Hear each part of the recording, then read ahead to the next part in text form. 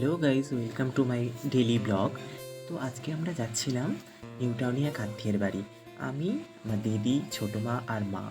তো আমরা এখন বাসে উঠে পড়লাম।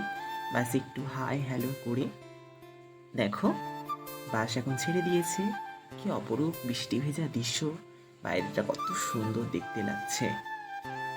তো চলো আমরা বাস থেকে এবার নেমে পড়লাম। নেমে পড়ার পর আত্মীয়ের বাড়ি যাচ্ছি, মিষ্টি না নিলে একটু হয়।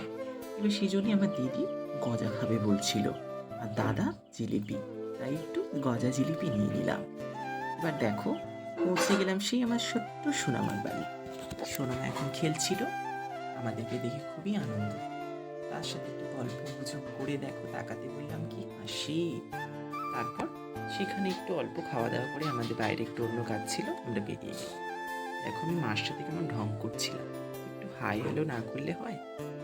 তারপর সবাই বাসের অপেক্ষায়, দাদা দিদি মা ছোট মা সবাই দাঁড়িয়ে আছে, বসে আছে। তো ছোট মা আবার একটু হাই করে নিল।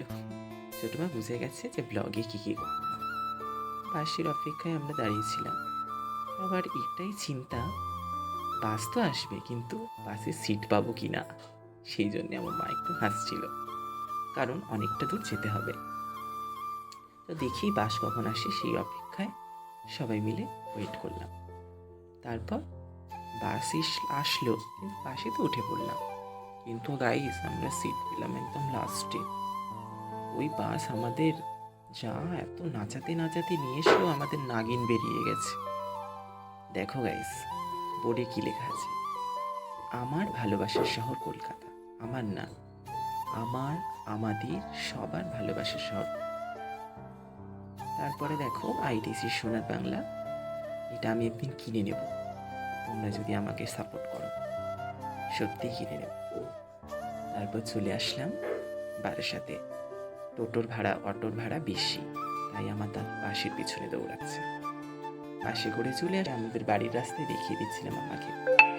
দেখো বাড়ির রাস্তায় আস্তে আস্তে প্রচুর শোনা কি দুষ্টুমি করছে। চলো বাই, আজকে এই পর্যন্ত।